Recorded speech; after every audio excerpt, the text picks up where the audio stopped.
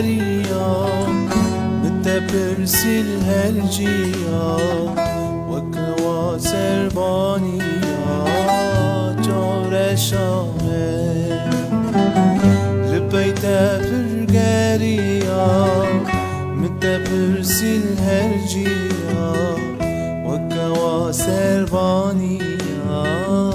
جور شامه جور شامه وربامه از نخوشه تو سببامه جور شامه وربامه از نخوشه تو سببامه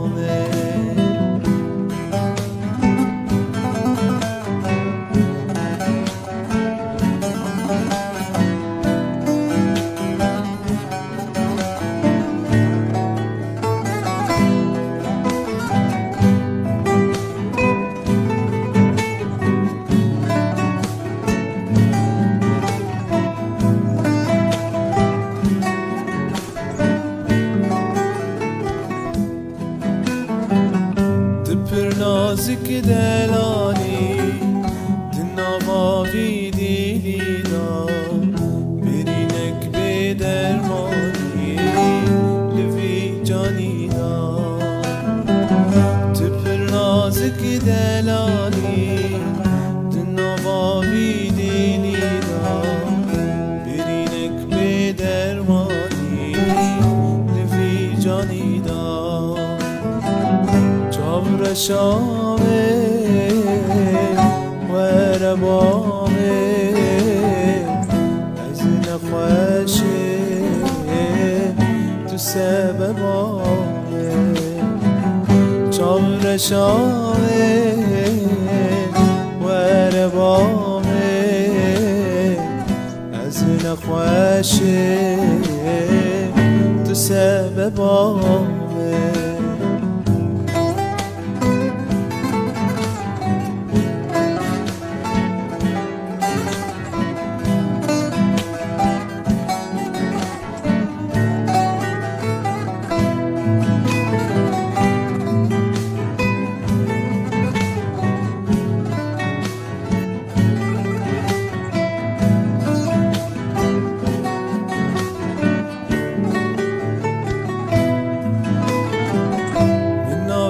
تبخین آخون نویسانده بیدیدی نجمار اینجارگی چار شامه من ناوی تبخین آخون نویسانده بیدیدی نجمار اینجارگی چار شامه جور شامه وربامه از نخوشه تو سببامه جور شامه وربامه از نخوشه تو سببامه